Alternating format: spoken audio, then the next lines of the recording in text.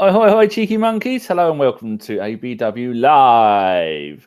It's me. Hello. It's Josh, who's still on mute. Who's not unmuted himself yet to say hello. Hello. There you go. Don't bother muting yourself. You're not noisy. And look, it is. It's only little Christopher Carpenter. Hello. Two in one day. Two in 24 hours, Daniel. Three, including your French Football Weekly one. I've literally just gone from one podcast straight to another one. That's commitment for you, boys and girls. Your cat. Cat's there for you as well. That's a bonus. Freddie? No, that's my son's name, you tit.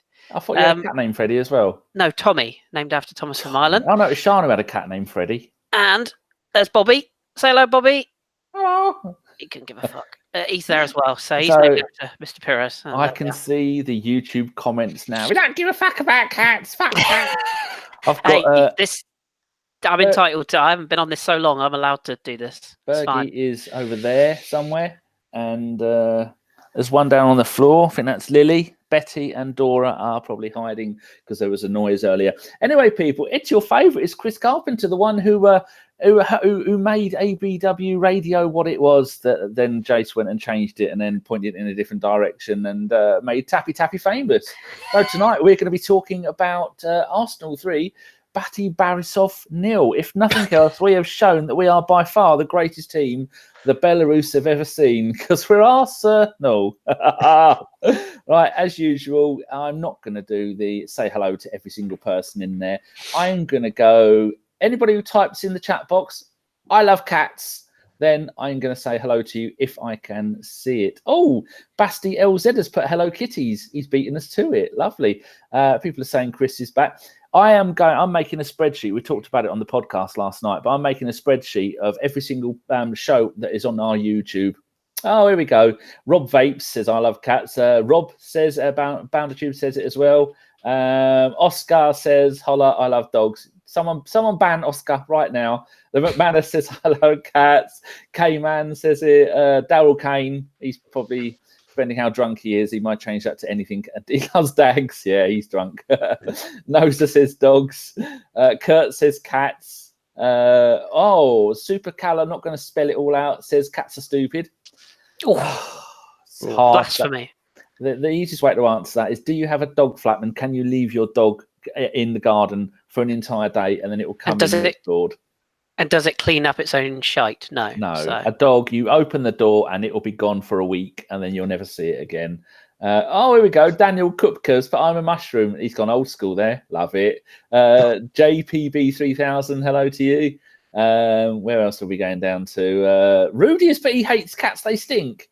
Oh dear, Rudy, you're dead to me. Actually, I was in bed last night and Betty come and laid next to me and she is a Trumpy bum. And I nearly fell asleep and then a Trump woke me up. Because she's a dirty bitch. Stephen Edwards, cats are fine. Thomas in Norway, star, asterisk cats. Honky honk mother truckers from Peter Coulson. Frankie Four Eyes, cats are lovely. Darryl says he appreciates the love. I've had a request to turn my TV off from Tom in Norway, I think. So let me just do that. 2 seconds. What's on your TV? A game?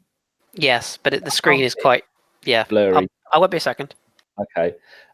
We have put. Nikki says my cats sleep in the sink. My friend Anna, she's got pictures of her cat in the sink and one in the bath. I'd turn the. I don't think those are cats. I think Nikki's got a seal there. He's accidentally bought a seal from the Norwich market. Yeah. Okay. Unique 79 has come in with a donation of scoring 2 goals from corners in one game. Blimey. Indeed, Unique. That is Xhaka at his absolute finest. Loki has put pussies are nice. There again, he lives in the dodgy postcode, so that's his own fault. Here we go. Carlito, Rudy. Actually, cats are very clean animals, cleaner than dogs. There you go. Piyush has put cats are faithful to the home, not their owners. I don't need that. Lafarge has put cats are aliens. You know, Lafarge, I put Oleinka, actually, it's easier to say. I often say to my cats, I know you're from another planet and I know you can speak. And Betty will just look at me like that. I'm not allowed to say. That's exactly. See, it's really going off, isn't it? And it looks like he's in a brothel. Sean's mum made me this scarf. It's lovely. Oh, we've got Craig there from Same Old Arsenal podcast. yeah, go and give them a watch. Every week they do a live show with usually Craig and the lead judges, and Harry's often on there, and a few others. It's really good. I always watch it. There's quite a few in here that are often there. Unique saying cats can be very disloyal. I'm not having any of that. Anyway, how long are we into this? We're 5 minutes in and we haven't mentioned the game yet. Oh, Jason's spinning in his grave. Get on with it, you bastards. Tappy, you twat. Anyway, I was talking about the date of the spreadsheet I'm making. I'm going through all the old videos, getting how many likes and how many comments and how many people are watching it live. And the amount of grief you fuckers gave Chris, calling him an arsehole. And he always politely said, "That's your opinion, sir, and you're welcome to it." I mean, they're probably right, to be fair. But, who does he fucking think he is? Telling us that we're wrong. He watches 1 million games a day. Blah, blah, blah, blah. There you go. All that knowledge bottled up. And James, what did it get me? James has put R.I.P. Jason. Where can I buy that scarf from, Danny? Says Daniel. Sean's mum made it for me. She lives in Godmanchester. You go hunt her down. She'll make you a scarf if you want, probably. It's really nice. It's actually the wool. This costs 25 quid because the wool is soft as a baby's ball. There's a cat. There's a cat. There's a black cat. Is that a black cat? It's Betty. Oh, I'm surrounded by cats. Okay, I suppose we should get on with this, shouldn't we? We probably should, really, shouldn't we? Right, Emery's 67th Europa League game, which is a record for any manager. Ozil had missed 101 games so far in his Arsenal career. That's just is that this season? I think it could well be this season. Right, we'll start with lineups. Josh, 4 at the back again. Is Emery just changing it due to opposition, players available, or neither? Other than I'm not really sure what Emery's doing, to be honest. Does anybody? If anybody has any idea, just let us know. Yeah, answers on the postcard, please. Yeah, I think when we kind of saw the lineup come out, it was kind of like, right, is it going to be 4 at the gap back? Because I've certainly started second guessing myself when it's coming to these formations, and I was like, nah, it's going to be, it's not either weird. It'll be 4-4-2, or actually a Iwobi left wing back, 3 at the back. It'd be something mad like that. But Rush no, we got something more conventional in the sense of 4-2-3-1, with 3 playmakers in there. And I think, on paper it looked like a really good team, the best team that I think any of us could kind of put out there. I've got no, with the players that are available, no qualms about the lineup we went out with. Czech's our cup goalkeeper. That's the only place that I had an issue with, to be honest. Just one final word on cats. Nicky Wilson has just sent me a DM, a picture of his black and white cat in the kitchen sink and his calico cat in the bathroom sink. So there you go, proof that it is cats, Josh, and it's not actually, I say Ellis because I'm talking about Norwich again, aren't I? Yeah, so that's that? Never heard of him. He sounds a bit. I'm thinking of setting up a WhatsApp group just called Fuck Ellis and adding random people into it. Just add him and just say it to him every day. My next line is, Chris, I've put other than Lichtsteiner, that's a very strong lineup. And I was going to put a check into there, but I thought maybe not, I'll leave him out. So what do you think to the lineup? And what Joshy Boy was saying, are you often confused? Well, I'm often confused in general. I don't know. I think, like Josh said, I looked at it. I was actually mid-run as the team sheet came through, and I was like, I've got one of these smartwatches, and I'm not very good with technology, so I was frantically trying to work out how to see which player was in what position. I was like, I can't see. I thought the back made sense. I thought the lineup was fairly similar to what we predicted last night on the podcast, other than Kolasinac not in it.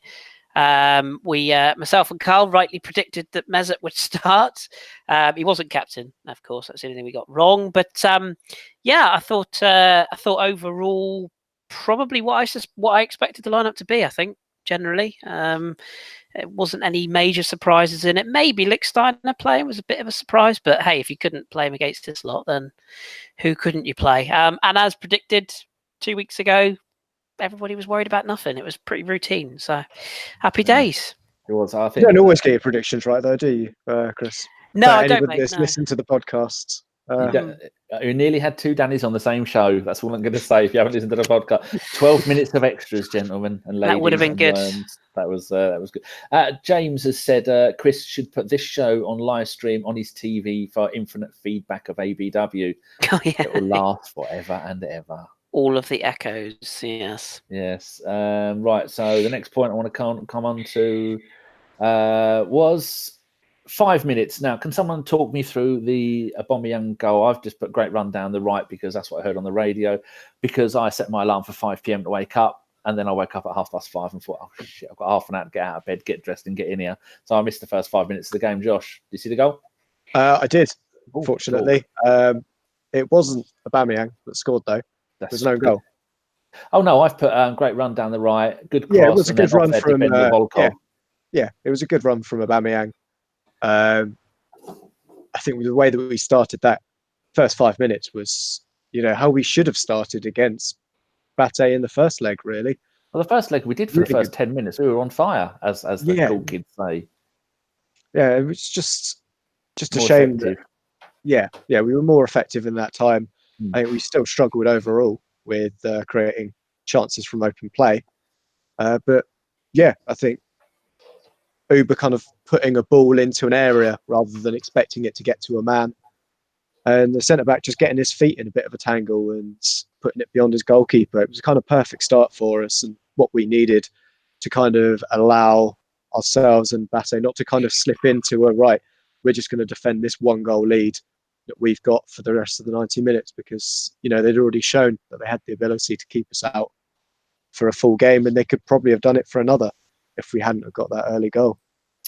His 18th goal of the season in 32 games. People look at Aubameyang. I mean, he's 29 now. And is that centre-back? Because Aubameyang still didn't score that goal. I don't know whether it's including that or not. I'm just going by they probably haven't updated it, so it's still 18. Could well be 19 if they're not going to give it to the central defender who tapped it in. It's going to be the central defender because that ball was a pullback. Chris? On target. It's going nowhere near the goal, is it? Yeah, it was a cross. Can we give a quick shout out to Yvonne Okafor as well? £2 donation. Thank you, Yvonne. She says Emery is out of the doghouse tonight. So thank you, Yvonne. Much appreciated. You're quite correct in that. So yes. What was your question, Danny? No, you two keep an eye on stuff like that because I'm just looking through the stats. Aubameyang, would you say, Chris, he had a good game today? And do you think he's getting too much grief? Because he's got 18 goals in 32 games this season in not the greatest Arsenal team that don't play to his advantages, do they? And I think tonight kind of showed that what kind of game they're not playing to make him the centre point of everything we do. He's more of a team player. And I think personally, if they did concentrate on giving the ball to him and making it so he scores more goals, then he would have a lot more than 18. But 18 and 32 is brilliant, isn't it? Yeah, absolutely. Yeah, quick shout out to BounderTube as well. £1.82 donation. Thank you, Bounder. £1.82. What are you doing, Rob? I love the random donations. Random donos. Love it. Let's keep it coming. I do think he gets a bit too much. I'm a little bit on the fence with Alba because I think he also gets too much praise sometimes as well. It's one of those. I think generally he's positive. He's a positive influence on the side. I do think that he's one of those strikers that he probably should score more goals than he does. But what I mean by that is he does miss a lot of chances. At the same time, he's not always clinical. But no, I mean, you can't argue with the record. We brought him in to score goals. He scored goals. Didn't think tonight was his best night. I thought he was quite frustrated overall. As you said, Danny, he doesn't really get the supply. I think we're a side that struggles in transition in terms of service that we provide for him. And I think that was brought out by the goals he got at Dortmund. When he had good supply, he got goals. When he didn't. So, yeah, I think he does get a bit too much stick at times. I think, to be honest, I thought it was awful tonight. Yeah, I didn't think he was good at all. I think that's a bit harsh. His movement was good. See, that's where I'd completely disagree. I think his movement within the 6-yard box is absolutely awful. And that's 6 yard, I agree, yeah. And that's what we needed today. Out wide, fine, but we didn't need him out there. We needed him in the box. We needed him to score goals. If you put Lacazette in there, you put even Nketiah in there, he's got better movement in the 6-yard box to sniff out a poacher's chance. That's what we need. We need for that particular game, we needed a box striker. And Aubameyang just isn't that for us. You could see that when he was doing his best things, it was on that counter-attack. And because we were there to dictate possession, unlike, say, like the Dortmund team that he was in, that worked really well in transition because they were never expected to, like any Klopp team, you can even see from Liverpool, they struggle when they're asked to play with the ball. They prefer to give it away and then hit you on the break. And because BATE just let us have the ball, Aubameyang is almost nullified. His best asset we can't use. We can't use pace because there's no space in behind. There was never going to be either, was there, in a game like that? Yeah, and he just doesn't have the movement. And it's not a failing, because obviously he's a decent goal scorer without this ability. But it would have been, unfortunately, we were an elbow away from having a striker in there that I think would have profited a lot more, because we have gone 180 minutes without scoring from open play against BATE Borisov. Wow, that is dodgy. AJ's put here, our best formation is clearly 4-2-3-1. I take it he means Torreira and Xhaka in that too. Do you two think he probably means that? He probably does. I'm not Definitely still. Torreira. Yeah, well, yeah, I think, I maybe Xhaka away and Guendouzi at home. Mix it up. Thanks to Sam Reese, by the way. I just missed that. Sorry. Professional win. We move on. Thank you for that donation. Yeah, I don't know. I just I don't. I know. Obviously, we're here to talk about the game, and we will do. But I think overall, I don't really have any gripes about tonight. Everything I expected to happen tonight did. We turned up. We were at it from the first minute. I think the biggest criticism I could have tonight is we probably should have put 6 or 7 past them. Really, our finishing, crossing was awful. Our finishing was poor. We didn't 22 shots on goal. Yeah, how many were on target? About 3, I think. But I think it's about 8. Yeah, 8. I think that's the biggest criticism. But ultimately, I don't want to be Mr. Know-it-all, but this is why I didn't lose my collective shit last week, because I never ever expected us to be in trouble. There's a couple of moments where they threatened, I think, after we'd gone 1-0 up, but you got the impression that when we got the second goal, Emery's celebration was showed this off as well. As soon as we scored 2, it was almost like they went, wow, it was nice while it lasted, but that'll do us. They were never going to be any threat. We were a superior side on the night, and as I said 2 weeks ago, I don't think you have any divine right to just turn up and assume you're going to beat a team. But overall, quality generally on the whole will beat a side that isn't quality. So, we've done what we needed to do with rotating the squad slightly as well. I would rather look at the positives of that than too many of the negatives, really. And it's clear that we'll have to play a lot better than that, whoever we draw, which will be interesting. I'm sure we'll come on to that later on. Chris Lodato, a friend of the pod, says, ignore Josh, guys. He has a delusional hipster agenda against Aubameyang. Shut up, Josh. Good old purple lion. I'm sure Chris is prepping for the MLS season upcoming. Pre-season is on, so good luck to the purple Orlando outfit this year. And they signed Nani. They can get out. Yes, they have. Yeah, that was out of left field. Yeah, only 32, and right field, and a bit of divey field. Data KLBC. He says, please, Nketiah better than Aubameyang. What a dummy! Doesn't say that at all. He's just saying his movement in the box is more of a poacher, rather than a giraffe. Can we give some love to Brian Donaldson as well? $3.49. He says, tappy, Ellis out, Emery in. So, yeah, it never gets old. If any of the listeners ever set up a WhatsApp group called #Ellis out or fuck Ellis, no, just fuck Ellis, do let us know and screenshot it and send it to us, and we'll tweet it and we'll include Ellis in that. If people don't know, Ellis's missus and her mates have set up a WhatsApp group, and Ellis isn't even in it, and it's called Fuck Ellis. Absolute genius. Rudy says, I've got tinnitus, people, and I think I've got a bit of a cold coming on, so if I talk too loudly, my ears have popped. So let me know. Get some cream for that, it'll be fine. Yeah. Rudy says, is Laka available for the next round? Now, I heard it was 3 match for violent conduct. I thought it was 2. I thought it was 2. 3 matches a league thing. Yeah, I think it's 2. I would screw you in a cup competition. We should mention, though, Richard Morris. Yeah, 199. 199, brilliant. Are you new, Richard? Hello, Richard, and all the Morrises. Yes, Morris dancers, possibly. Or Morris miners. That too. Yes, or just Richard. Yeah, cheers, Richard. Yeah, so the point I was making is probably save it for a podcast, but it was just in usually for Arsenal we have one striker, be that Giroud or Henry or Wright or any of those lots. So we have one striker and we play towards that, unless it's Giroud with his back to goal, but even he adapted to that.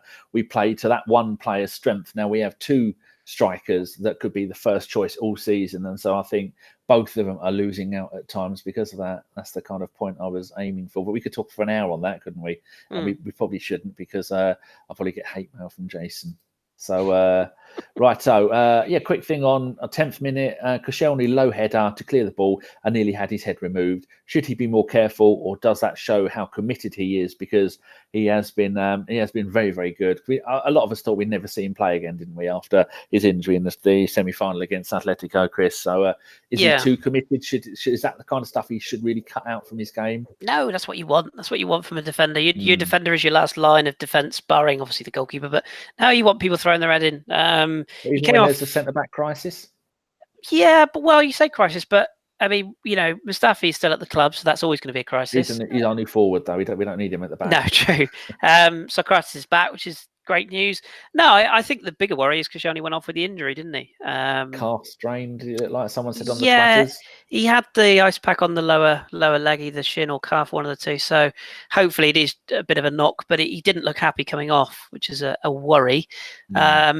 But yeah, I mean, I want my defenders throwing themselves on the line. That's what you want from anybody. I think you've got to be more concerned when they're turning their back, which I know Cos has been accused of in the past. So no, I'm all for it.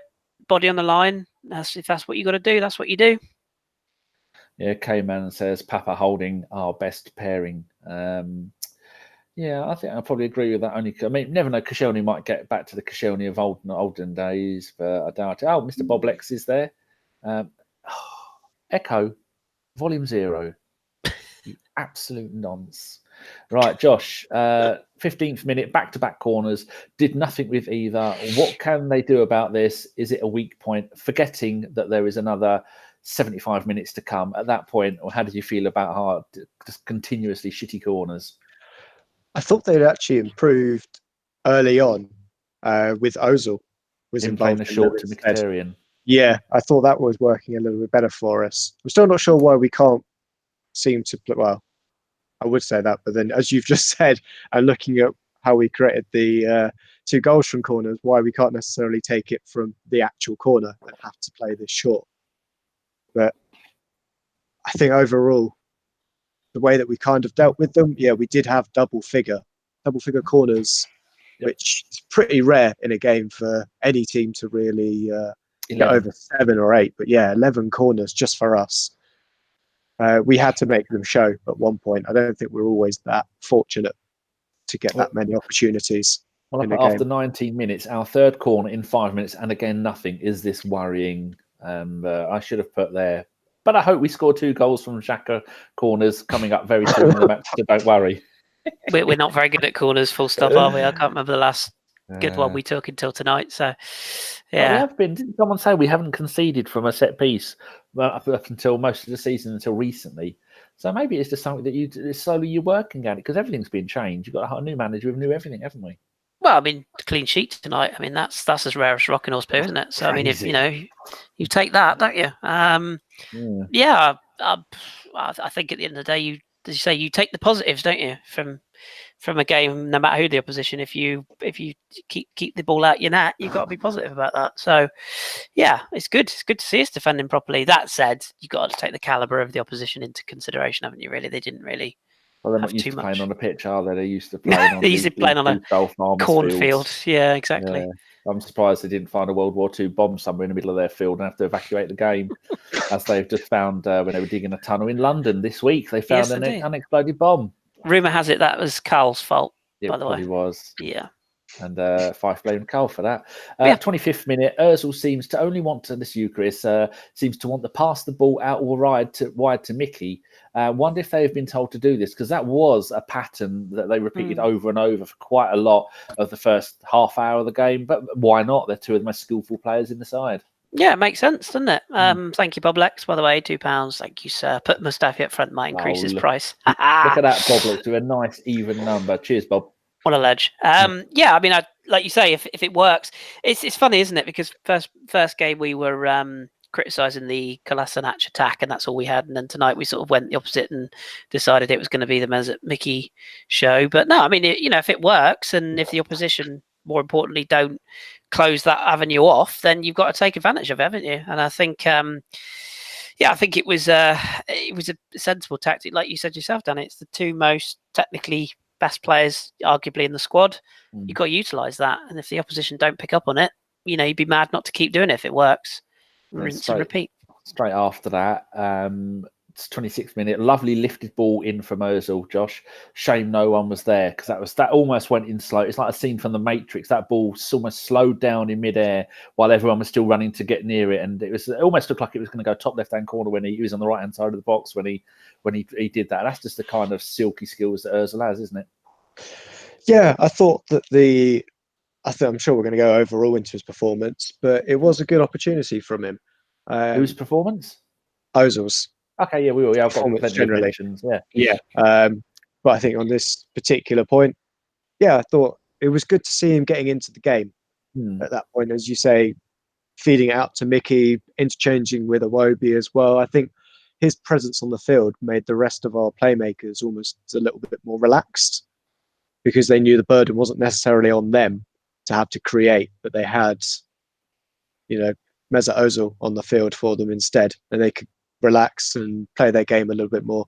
I mean, Mickey couldn't string a pass together out to poor Lichtsteiner in the first half, but I think other than that, go on then. 28th minute, Lichtsteiner with a good cross for Alba to take down, but didn't have time, so no power and fluffed it. So, do you want to have that, Chris?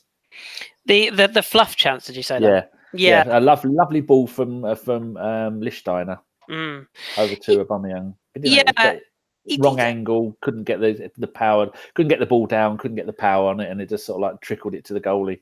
Yeah, positioning, you got into the right area, got into positions you'd want him to be in, but like just sort of alluded to earlier on, it wasn't really his night in front of goal. He never really looked to have the sort of the time to do what he's good at, the space to do what he's good at. The positive you take from that is, again, we created the chance. If you're going to look at it that way, you've got to create it to miss it, if you like. So I was quite pleased that we had that creativity, because we have lacked that in recent weeks. But yeah, it was one of those nights for Alba when that chance sort of summed up his night, really, didn't it? He probably should have done better, and fortunately, we were suddenly good at set pieces instead. Josh, another one about Aubameyang. 29th minute, this is a whole patch where we're just hammering them. 29th minute, Iwobi, great run down the left, mazy dribble, and put it over for Aubameyang, who got ahead to it and slightly over the bar. So again, in that Eddie Nketiah would have got that in, wouldn't he? Yeah, I think what we saw, as I said a little earlier, that our playmakers just looked so much more relaxed, especially Iwobi, with the fact that they had Ozil to dovetail, and we saw that they were just a bit more lively.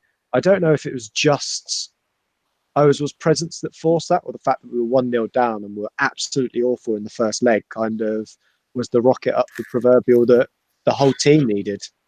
Because I'm not sure I want to attribute that whole performance down to just the fact that Mesut Ozil started the game, because I don't think that is the only reason.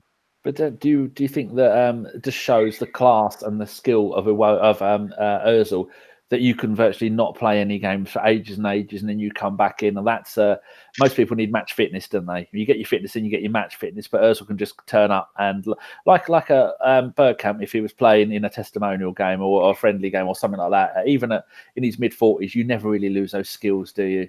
Yeah, absolutely. And I don't think there was a huge requirement today to actually be that physically fit to get through the game. Certainly in the first half, there was a few moments where Ozil was pressing, but by and large he was just as mobile, shall we say, defensively as Aubameyang. So just sitting up there when we tried to get the goals we needed fundamentally. So I don't think he exerted too much energy in one direction, but they looked leggy, didn't they? They looked leggy. It was weird for an opposition that's had a. You said last night, Chris. They've had a 3-month break. That's what I mean. They've had 3 months off season, but I thought they looked really cumbersome in in their attacks. They didn't look fluid at all, I didn't think. I don't know whether it's... I mean, let's be honest, they probably rocked up tonight thinking, do you know what? If we could lose this 2-3-0, that's fine, whatever. If we can be 0-0 at half time, we'll see where we go from there. I don't think they expected anything, but I was a bit disappointed in them. I thought they would be a bit more... I thought they'd be harder to break down than they were. I thought they'd be a real... We said on the pod, didn't we, last night? They'd park the bus. It would be, defensively, lots of niggly fouls and that. I didn't really think they mixed it at all, to be honest. I thought it was a bit of a procession, and that's the only sort of...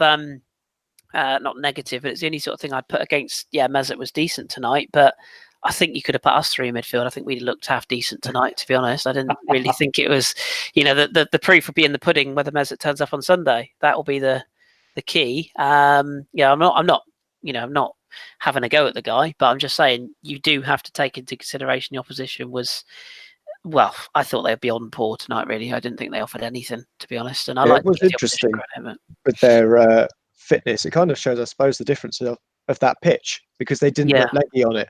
The fact that it was just a slower game, it took the tempo down for them. Bring it into our pitch. And to be honest, they saw it when they came over to Stamford Bridge in the group stages. It was a 1-0 win, or a 1-0 loss for them out there. Yeah. And then they lost 3-1 when they came over here. And don't forget, it's a huge difference between match fitness and general fitness. That's the other thing. They you can be physically fit, but if you're not in the match sync, they haven't played for so many months. It will take time for them to get up to speed, and that showed tonight. I thought once we put the pressure on them, they just didn't have an answer. I didn't think. A couple of comments from the chat box. Gemini Jedi says, "Nice of the crowd to give Clever great welcome back." I thought that was really nice. Yeah, it was he was nice. A bit of a traitor. 130 games for Arsenal. Never knowingly pulled his socks up once. He said he cried when he left. No, you didn't. You got the sniff of the barmaid's apron at Barcelona, and you nearly ran all the way there. He cried and he dried his eyes on the pound notes that he. Speaking of pound notes, Michael Hahnemann, £10 donation. Oh, Michael donated to the same old Arsenal podcast the other day as well. What a ledge! Michael, keep all this money. Just buy the club, please. No, don't give it all to me. I need it. I'm only joking. He said the welcome for Club was touching moment for our fan base, especially considering he only stayed on with them this season so he could play at the Emirates. Yeah, he planned to, or so the commentator said on BT. They said that he planned to retire at the end of the last season. Yeah, he's going out for dinner with Jeremy Aliadier tonight, apparently, as well. So I heard Aliadier on a podcast. He does all the stat stuff for Arsenal TV now. He goes to games and with our very own Dave Hillier, he does stuff for them as well, doesn't he? I don't know if Dave does as much now, but yeah, he's always at the games. He's quite an active Instagrammer. Maybe we should try and get him on and just talk Lorient for 2 hours. That would be lovely, and he's an incredibly good-looking man. It has to be said. So I thought you meant Leighton Orient for a second. Yeah, you should say that in a French accent. Not hey, we are on a charge. We're coming back up as Danny's can't drop down. So we're not going nowhere. We'll see. Yeah, so cheers for that, Michael. As always, very generous of you, you kind, cheeky monkey. Jeffrey O'Hara, the entire BATE squad costs less than 1 year of Ozil's wages. I think you could buy the entire BATE team and stadium and half of Belarus for the amount of money he gets paid. But he only signed a contract that the club offered him. I don't think there's many players in history that have gone, oh, no, sorry, that's too much money. I couldn't. I couldn't possibly take that. Like when my mum brings me around cream cakes, I never go, no, sorry, mother. No, I shan't. That would be rude of me. Put them all in my face. I'm mashing them in my face. And now you're overly comfortable in your position, aren't you, Danny, after all those cream cakes? Much like Larson has said with Mesut Ozil. Yeah, you're like the Mesut Ozil of cakes. The podcast. Our very own Goonaholic is there. He's not been a well chap lately. Did his latest blog from his sick bed. So, David, if you want to put the link in there to your latest blog, that's wonderful. He does a blog. This is the wonderful Goonaholic. Does a world-class blog after every single game. Unlike us, he doesn't wait 2 days to get it up. He does it instantly. The blog, you mean? Just in case anyone's... Blog. Yeah, when you said takes 2 days to get it up, that's just John, isn't it? I am nearly 50. Ren Rias, but was that you defending Ozil, Danny? Yes, Ozil for me has more God-given skill than and almost any other player playing in world football. And I would love to see either Aubameyang or Lacazette playing up front with Ramsey and Ozil playing behind him for the whole of this season. And that for me would be brilliant. But Ozil has problems with the national squad and with Arsenal, and you can't carry a player who's going to be sulking around. So the manager's in charge. He makes the decisions. There's if Ozil wanted, for me, he could play every game for the rest of this season, and he has got the skills to dominate every game we play against every single team in the Premier League, hasn't he? He's that good. It's just frustrating that he doesn't do it. He's got it in his locker. It's the application, isn't it, that we keep saying? That's the key. But yeah, you're absolutely right. He's got it. It's whether he wants to give it. Someone said on the comments... Josh has just died. Someone said in the YouTube comments of last night's podcast that that all three of you, it was you, John, and London Transport. Carl, and I was there, and they said, three self-proclaimed Ozil haters. I thought that's not right. John wants him out. You and Carl like him. No, that's couldn't be further from the truth. I love him to bits. So all I said, if you haven't listened, why not? Outrageous. But if you haven't listened, go back and listen last night. No, we were just saying that, I love Mesut to bits. I'd like nothing more than for it to work. But the longer time goes on, the more it looks like it's not going to work. Shout out to donation. Zetali. I think that could be Swedish krona. 50 possibly. Swedish krona. Yeah, next round. Hope we get Malmo after they win against Chelsea. Yeah, it's got to be Swedish if he's supporting Malmo. Oh, come on, the Malmo. You live in the most beautiful country in the world, so good luck to you. Is stunning. Oh, I love Sweden. It's beautiful. Yes. But yeah, so thank you very much for that. So that's very kind of you. Or madam, I don't know, but thank you very much. Yes, so I think 50 Swedish krona is about £200,000. Oh, so that's, I'll forward my my checkbook across, Dan. If you can pay that to me, that'd be great. Most of that is going to go and buy new keys for Josh, because we left a bit out of the podcast in the extras where we were taking the piss out of Josh, going out dressed up like a lycra nonce and going for a 500-mile bike ride or whatever it was. You lost your keys, didn't you, Josh? So if anybody has found Josh's keys, no one knows where you live, Josh, do they? He's not even in the chat at the moment. He's dropped off. He's God's sake, he's fallen off. Boy. Kelly is in the chat. Hi, Kelly. Tommy says Tommy would say hi, but he's, as is Bobby, comatose at the moment. So, soz. Right, Josh, we're just saying that Swedish krona of 50 Swedish krona is about £200,000. We're going to use all of that to buy your keys, aren't we? Because you were cycling around like a lycra nonce and you lost your keys because you were a child. Yes. I think. Could you also buy out like B Sky B and ask them to put some decent cables down so I could actually get a consistent Wi-Fi signal in the north? That'd be lovely. That would be helpful. You can't you are in the north because you're incommunicado. Anyway, Jace is probably fuming. Talking about Jace, Josh, and Chris, in your finest Welsh accent, do you want to give everybody the tappy tappy talk? The tappy tappy talk. Yes. I haven't. While up the troops. I haven't had the privilege of being able to do this, have I? This is really good. Chris is great at accents. No pressure. I'm not brilliant at Welsh. I'll do my best. No, right. Jason. I'm looking at this, right? I'm looking at the screen right here, right now, right? I'm looking at it. 160 of you are in the chat. You're chatting away, chatting bollocks. Only 49 likes. What the tappy, you bunch of twats. Get on with it. Hit the buzzer. Hit the thumbs up. If you don't, we'll go home. We don't give a fuck. Tappy. 51. Not enough. Get them up. Thank you. I know where you live, bastards. Carry on, Danny. I was going to check my phone and see if Jace is watching this. As he would say, no, he's not making any. There's no messages. No, it's okay. That was wonderful. Round of applause for Chris, everybody. Wasn't that good? If you didn't bully him so much, maybe he'd be here more often. I wish Dom was on. I'm better at Australian, but I'm working on my Welsh. So we've had some dollary doos, haven't we? Canadian dollary do. James has put bloody terrible. Lol, terrible. James he's probably right, to be fair. He is. Performing monkey. Okay, so, half an hour ago, we got to half an hour. So, second part, we've just done the bit where Iwobi had an amazing dribble on 29th minute. 31st minute, Josh. Iwobi to Monreal, down the left, to Xhaka, who pulled it back for Ozil, ... Rose Z. What do you think of the Iwobi-Monreal connection down that left-hand side? It's looking pretty good lately, isn't it? Yeah, it's my two favourite players connected. Is it? Yeah, I think so. Good. Well, Iwobi is obvious, isn't it?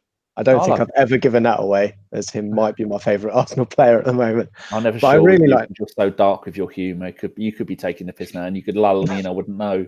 But yeah, I love Nacho, as well as Nachos as well. He got a beating tonight, didn't he? 2 or 3 heavy fouls. But yeah, One of them was naughty, wasn't it, as well? yeah, that was the one just outside the box. Yeah. Yeah, I Was do that the like Young free kick? No, we didn't get a free kick for that. That was the one where we went to maybe VAR. I don't know. Do we have VAR, or have we just got the No, I Ponzi think- on the line? Yeah, I We've think got a sketch artist. the Harry Potter's on the line. Yeah, I don't think. Yeah, I think VAR's only for Champions League. Yeah. Oh, them good old days. I remember them. Proper competition. You know, the one where we used to go out 5-0 to teams. That one. Yeah. Good times. Go on then, Josh. Iwobi and Monreal down the left, and then Yeah, Rose I heading think the combination that Iwobi has had whilst he's out on the left with both the left backs, well, all left backs that he's played with this season, all 7. all 7 of them. I think that cameo Justin Hoyt might have had there for 10 minutes as well. He's linked up with them really well. Most of the Kolasinac assists have come from second assists from Iwobi, you say, and yeah, I think overall it was a really good outlet for us. We certainly didn't overuse it like we did in the reverse fixture. True, very true. Right, 37th minute. Oh no, where am I up to? 33rd minute. Lichtsteiner, pot shot, Rosehead, Chris. Should they start giving out crash helmets to people sitting behind the goal? Because that was in 2 minutes. It was it's almost cruel, isn't it? I think there was a penalty worse than our shooting tonight in the Bristol Rovers Pompey game that was even higher than that shooting, so that's worth a look. But no, I mean, yeah, it's one of those areas, isn't it? Like I said at the opening part of the show, we were wasteful in front of goal. You don't expect to score every shot, but if you have, 22 shots on target, was it? Or 22 shots? 22 shots on target. It would have been awesome, wouldn't it? It would have been 3-0. Yeah. I think from 22 shots, you expect, I would say, 8 of those to be on target minimum, and probably 4 or 5 of those to go in on a very good day against opposition at that level. So, yeah, it's almost like we rushed a lot of shots tonight. Almost like we sort of, it's almost like a panic. Oh, we must score 2 goals first of all, so that we know we're through, and then we can start to relax. And it was ironic that we scored 2 headed goals and obviously 1 put in for us.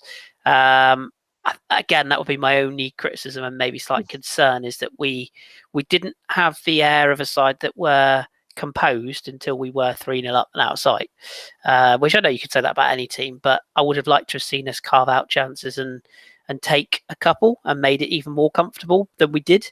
But, again, I suppose I'm being hypercritical here, but yeah, we are wasteful. Shot at one point, wasn't it? With Lichtsteiner and Xhaka. I think between them, they must have had about 7 shots from a combined range of 47,000 yards. And all of them dreadful as well. That's the thing. But we haven't really, other than the 2 strikers, I wouldn't back too many of our midfielders stroke wingers to score goals, to be honest, at the moment. But yeah, it is what it is. Maybe we're saving them for the next round, where we inevitably draw one of the favourites and fall out the last minute goal. But hey, let's not go there. 37 minutes, Josh. Great work by Mkhitaryan, and Ozil twists to get it to it and puts it over. So that's 3 shots over the bar in 6 minutes. So that kind of proves what Chris was saying, that it's not easy, is it? To put that into context, PSG scored 3 goals in 6 minutes last night. So that's quite a nice comparison, actually. They're playing Montpellier. Yeah, so probably the similar level to BATE at the moment, to be honest. Yeah, but we don't have anyone like Mbappe, do we? No, well, they scored 2 own goals in the process. So. Yeah. But yeah, you're right. I just couldn't resist throwing that one in there. Similar pitches, though, back in the Farmers League, so maybe that's what helped. Okay, all right, Josh, how about this one? 39th minute, Xhaka corner. Yeah, getting ready, everybody. It's going to get good. It's taken us an hour to get to the 39th minute. Xhaka corner. And Monreal looks like he took 2 defenders with him on the run. Now, I don't know why they decided to follow Monreal, but they did down to the near post. Mustafi came steaming in with a pinpoint header. Superb goal. Wolf bang wallop. What do you think of that? Yeah, I think it was a excellent corner. It took me by surprise, to be honest, because it's normally, Arsenal win a corner. That's a good time for you to nip out, stick the kettle on, come back and we've conceded because they've scored on the counter. But I thought it was really well worked. We'd gone away from using, we kind of lulled them into that false sense of security that, we were aiming for not to beat the first man with the short corner. So with Monreal taking two of them out of the equation, we just left a load of space for them there. And yeah, Mustafi, superb header. I think of all the players on that pitch, he's one of the most dangerous at the time. I think both our centre-backs in the air, him and Koscielny. So it was just great that we managed to get a pinpoint pass or ball onto his head and he put it in. I think the keeper might have been able to do better, but you know what? Let's just take it. What do you think of the goal, Chris? Do you think it was a deliberate late run by Mustafi once that he'd seen Monreal had taken two defenders with him to the near post? They thought, oh, here we go, they're going to go near post. And it was deliberately put centre of the box, wasn't it? I thought it was a good corner. It was a good routine. Defending was terrible. I can't hold that back. It was absolutely appalling. I mean, it was a good run for Mustafi, but any defender worth his salt simply steps across the run, and that doesn't happen. Mustafi got a clear run at it. You could see him coming a mile off. It was good movement, and to be fair, it was a good header. But I think it was well worked. But for me, that defender was just so limp. He just caved under the sort of first bit of. There's almost like a hand on the shoulder. Oh, I'm going to ground. I can't get there.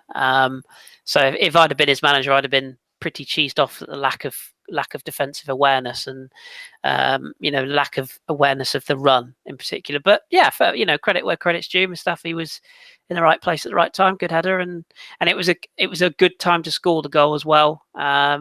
And it was, you could tell by Unai Emery's reaction. I know he's quite a passionate guy anyway, but his reaction was of a manager going, "Thank Christ for that. We're probably through," rather than "There we go. That's two happy days." He was, he's pretty chuffed. The only disappointment for me is that he didn't grab his balls like Simeone did last night. That would have been more fun. That is almost a telepathic segue to Simeone giving it the Degeneration X move.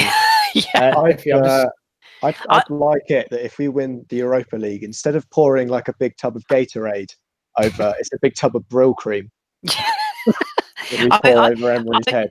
I would have liked it if Simeone had gone full Van Gaal and just like whipped his bollocks out and just started dancing around like Windy Millering around the touchline. I'm not sure that would have been a good viewing for people, but but no, it's nice to see the manager passionate about a goal, isn't it? And it was good to see. And but to answer your question, good run, good header, but defending, I would say questionable at best. Just scrolling through because you two should be putting the questions in our Hangouts chat box. I've put some in there, just looking for others. And I just noticed that Jeffrey O'Hara has put, watching Atletico playing against Juve just shows what a proper team attitude is worth.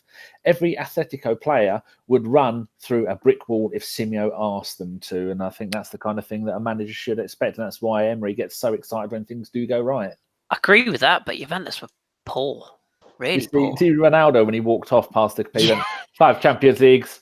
Yeah, which sort of sums up the prick, doesn't it? Really, but no, I mean, I think, Atletico, they haven't been great this year. To be fair, I think Simeone's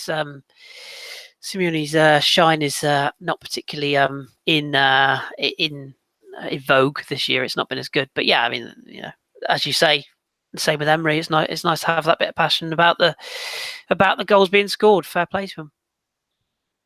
Stan is asking, so we love Mustafi now? I'm confused. No. He says, can we still burn him? I don't know what that means. No, we could definitely still burn him. Put him in the bin.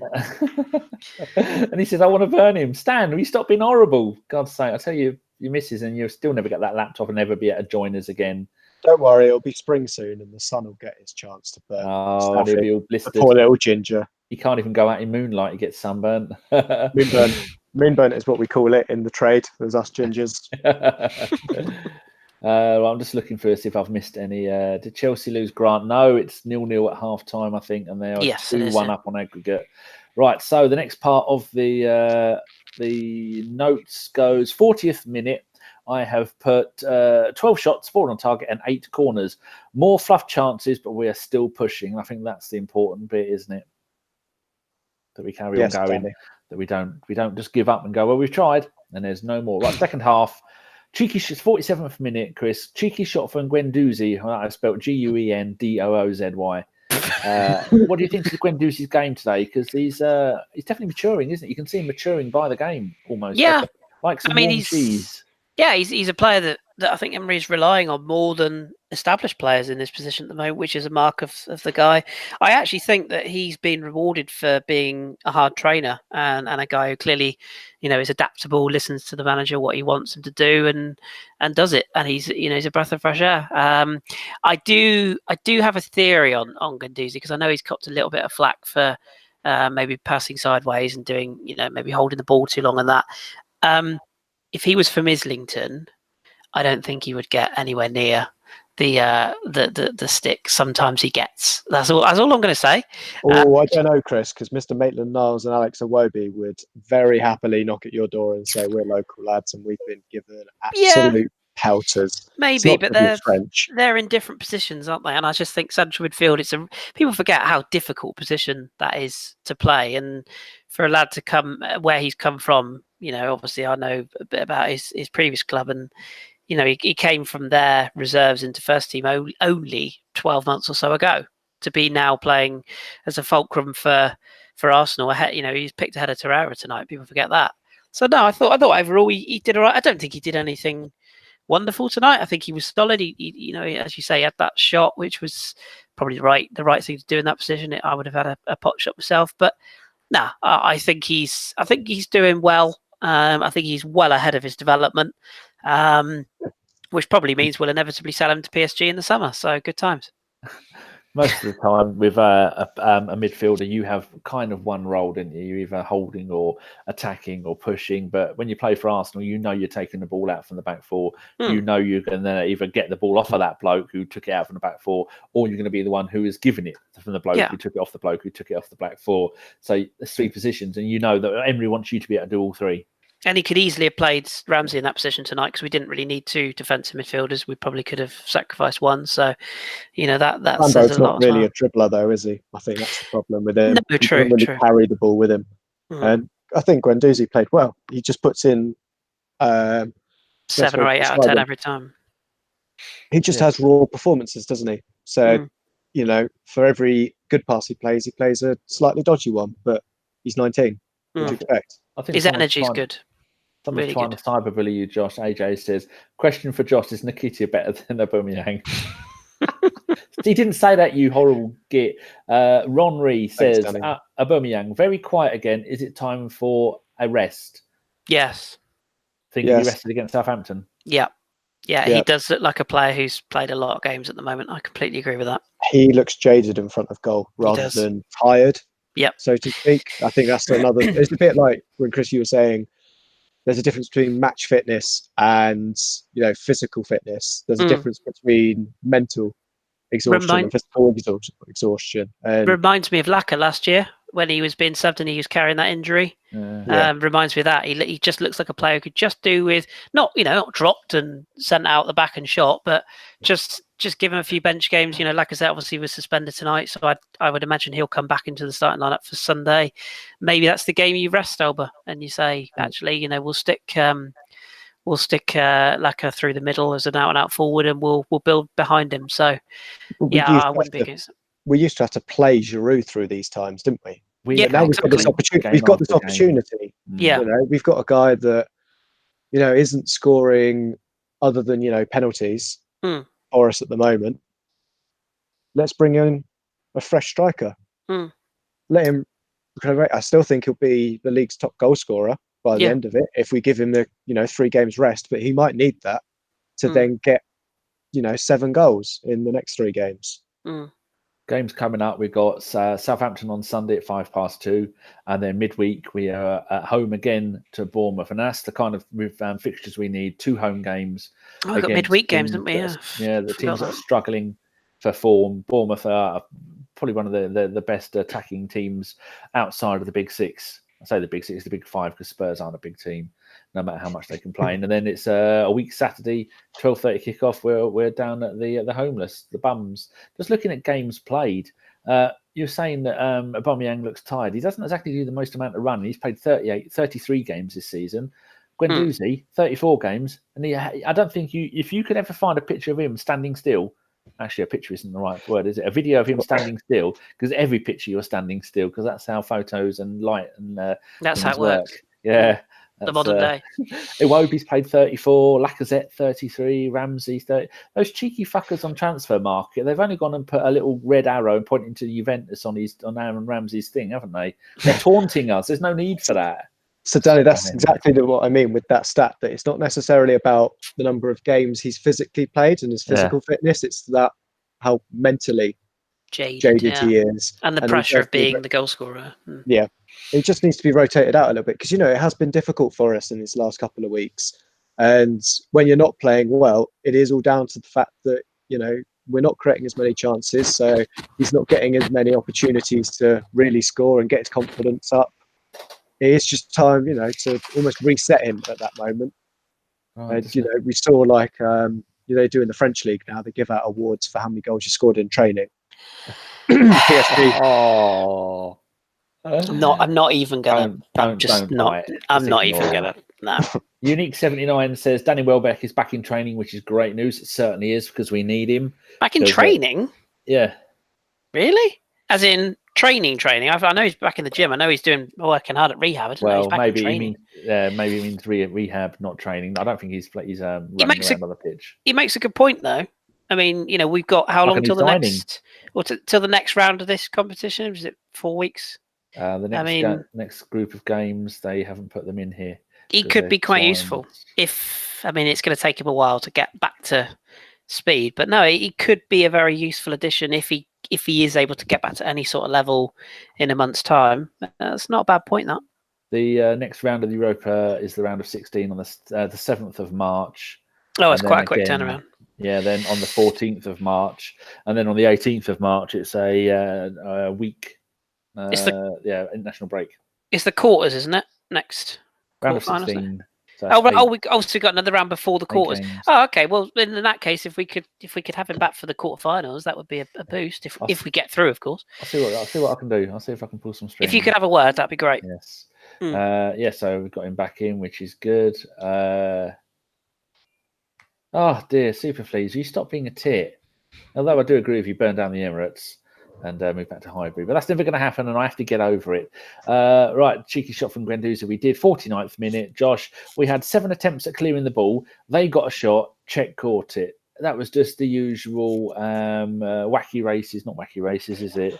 The Benny Hill style defending, where everyone's just running around, not knowing any idea what they're doing, and luckily their bloke kicked it straight at Czech. Yeah, it was a little bit like that moment in the first half we had as well, where Lichtsteiner had to clear off a line as well. It was really worrying because I don't know if it's Arsenal has given me this mentality, but even when we were 2-0 up, we were like, well, a goal here puts us out, better get another one. And us not really being able to think we could keep a clean sheet. And that real moment, I was getting heart palpitations. Michael Hanneman says, any news on the Koscielny injury? That the twatters are saying that it was a calf strain, and Chris said that you saw him put ice on his calf. Did you? I thought it was the front of it. I thought it was down the front. I didn't. I must admit, I didn't sit there studying it for hours. But just at quick glance, it looked like they put it sort of to this part, like the front of the shin. Yeah. So I could be wrong, but I don't know. Have you got a head on your leg? Huh? What's that white thing on the top of your leg? Oh, it's where I did my ligaments years ago. It just helps to keep it secure. Yeah, it's a running thing. Don't worry. I have no idea about. But I think it's I actually hope it is a shin thing, because that's probably more of a kick. Maybe a bit of a bruise. Yeah, but his reaction suggested it was a little bit more not longer term, as you can never tell, can you? But it looked like it was a bit more serious than just a kick. But hopefully it was just that. There was a man giving him a good old rub down at the back of his calf when he came off initially. I can't tell you who that man is, but he was wearing an Arsenal tracksuit, so I can only imagine either he's a regular on AFTV or he's one of the coaching staff. And when you come off, all you really need is to be rubbed off in public at the end of the day. So that's good for him. On a side note, I do love those two. I don't eat McDonald's, but I love that new McDonald's advert with the bacon. The last bit, you got this bloke and his missus in the car, and she goes to him, and he just looks at her, Every time I see it, I crack What? up. Oh, it's brilliant! What a wonderful advert. Shame Burger King is better. I haven't had those for years. Probably We've a got good Burger thing. King in near Huntingdon now, so I've had it a couple of times. But they make you put your own tomato sauce. What's that about? Outrageous. Right, Josh, 49th minute. Xhaka with his trademark 30-yarder. How did it go? Was this the one that? So many to choose from, isn't there? I was just trying to remember all of them. And just which part. There's probably one bloke in the crowd with a really sore head, isn't he? Go, will you just fucking, will you? Please. You see that video from the Schalke game with the guy with the pipe on his head? Xhaka was probably saw one of those. The guy trying to knock it off every shot he was having. He was walking around and people were taking photos of him with a pint on his head. Yeah, Xhaka was trying to knock that pipe off. If that had been Arsenal, someone would have had that off his head. Yeah. It would have been Xhaka with a shot. Right, Chris, 56th minute. Pappy on for Cos, possible calf injury according to Twitter. Ozil made captain. Do you think making Ozil captain was Emery offering him an olive branch? No, not really. Because I think we said last night, didn't we, in the podcast? I don't think the captaincy really means a lot, to be perfectly honest. It's a token gesture, so I didn't really read into that. He's one of the 5 captains, isn't he? Yeah, exactly. It says it all, doesn't it? Really, it's him and Czech. And Xhaka was the other one, isn't it? But and Czech was too far to run to give it the Czech, so I thought I'd just give him as it. So it wasn't a big deal to me. I don't think really.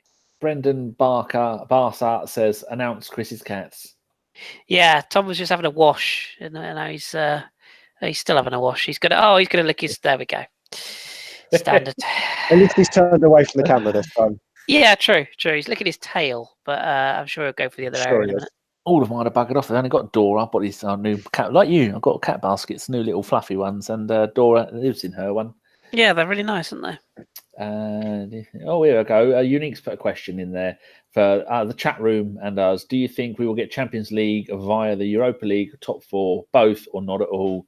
Oh, Josh, what do you reckon to that? I think we could do it through Europa League. I think we could get top 4 as well. Chris, do you want to go and find out who is through to the next round? Because I don't. Yeah, I will. I've got it all ready for when you finish the game talk. So yeah, I don't think from looking at fixtures off the top of my head, we haven't got too difficult a run in because I think we've only got Chelsea and we've played Chelsea twice. We've only got 2 of the top 4 or top 6 left to play. Spurs and Man United, isn't it? Left. That's it. Yeah. Spurs and United, whereas they've all got to play each other about 4 times or so. So I think we were in a little bit of a better position, to be honest. And picking up points against little teams is what we've actually done fairly well in the league, to be honest. We've struggled. We've huffed and puffed about it. Huddersfield and Cardiff are proof in that, but we've got points on the board. So I think we could sneak in. We'll have a run like Man United had when, they've got 15 games of being flat track bullies. Chris, what do you think to it? I think... have you already said what you think, Chris? I've probably covered it on the pod last night. I think, to be honest, I think we'll be. Most people don't listen to the pod. Well, they bloody well should. Outrageous. Fun. No, I think I still think we're very much in the mix for top 4. I think it will be tough. But I said at the start of the season that I think we'll finish 3rd. I might go down to 4th now, maybe. But yeah, I think we're in a good place. We're only 3 points off, aren't we? Chelsea have got a cup final this weekend, so we can hopefully draw level. Or is it level? Was it 3 points behind them or 3 points behind United? I forget. But yeah, I'd like to see United beat Liverpool for obvious reasons. But other than that, yeah, I think we just need to get the points on the board. This win hopefully will give us a bit of confidence. And yeah, if we can kick on, we're in a good position, but we need to find some form now. That's the key thing. We need to put what you call a Man United run together. Win 5 or 6 on the bounce and put the pressure on the other teams. That's where I think we might come unstuck. But no, I'd still back us for top 4. And if we can get a nice draw in the Europa, who knows where that could go. I think with our injuries, hopefully sorting themselves out. Welbeck coming back, maybe he'll be back in a month playing. That'll give us a little bit more depth. No more silly sendings off. I think we can do the Europa League, especially as we've got a manager who is the most successful Europa League manager of all time. So I hold out hope. It's not a disaster. People make out that it is a disaster. We're not. We're in a rebuilding phase. And remember how Pep the Fraud was in his first season? He wasn't very good, was he? And he had all the monies. Right, need to get on with this. 60th minute. Our 10th corner taken by Xhaka. Keeper gets his fingertips to it and Pappy nods it in, Josh. Did you do a special dance? I was just thinking of Jason at that time, to be honest. Still don't rate him. I mean, Pappy's just rubbish. He's just too slow, isn't he? Slow, rubbish. Can't defend. Soft as shit. I think their keeper. I think we know where Jerry Payton's gone after leaving Arsenal. Still been paid, isn't he? That's where he's gone. He just absolutely flapped at that, didn't he, poor guy? And Sokpak was there, jumped up early. Oh, yeah, I think the ball was rubbing its head after that because he really thumped that into the net as well. Superb goal, and a second one from another Xhaka corner as well. So obviously we found that he is our quarterback. Because I thought generally, more luck than judgment. Do you think if you do the same thing over and over, eventually it's going to work? We had 117 corners during that game. Eventually, even by the Pythagoras' law of corners, which is a very unknown theorem, that you are actually going to score eventually. Do you think it was more of that, or do you think it was a no? We've got this sussed. I think the keeper certainly helped us in that. The ball was going to Socrates' head. The keeper missing it completely allowed that to really, really happen. But you get what you're given, and I think that then just made us a bit more comfortable then. And we slowly started to then play the game out, I think. Good. Where are we up to next? We are 62 minutes. Torreira on for Guendouzi. Was that the right decision, Chris? Yeah, at that stage of the game, I think what that says is Guendouzi will probably play on Sunday. And I think it also means Torreira will play on Sunday. So, yeah, I think it made sense. The only one you can probably scratch this off the list to discuss if you want. The only one I was a bit surprised about was that we didn't bring on Denis Suarez earlier, because I thought it would have been an ideal game to continue his... what's the word? Appearances. Just to continue his integration is what I'm looking for, I guess. Where would you have brought him on for Xhaka or something like that? I'd have brought him on for Mesut. Really? Because the whole point of this game was for Emery to prove that he's going to be mates with Mesut from now on. Yeah, but I'll tell you why I would have done it. A, it would have been interesting to see the reaction of the fans. And B, it would have been nice applauding Mesut when he went to take one of the early corners, weren't they? Yeah, they were. And I feel that if Mesut's going to have to be, if Mesut's going to be part of this side moving forwards, then I think it would have been good to have got him off, rested him, and said, right, go again on Sunday. So yeah, that's probably what I would have done. But as I say, it's the manager's choice who he brings on and off, of course. But I just felt that would have been maybe a decision that might have been easier to bring Suarez on, because he needs games. You watch him.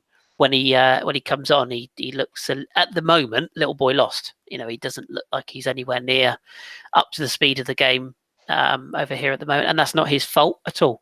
But I just think he needs game time, and he needs opportunities to get that game time. We haven't got Carabao Cup or anything left, so yeah, I think I probably would have given him a bit more game time tonight. But other than that, I think it was fairly logical change, really. Good. Jeffy O'Hara says, you might as well hope we can make top 4. Thinking we won't is rather negative and pointless. Exactly, Jeffrey. Yeah, couldn't agree more. Is that Petito? I'm sure that's Petito. Anyway, Mickey Wilson says, Chris turned down Jerry Payton at the Barbecue Pirates. I would, for the record. It's not barbecue either, it's barbecuing. Bugger.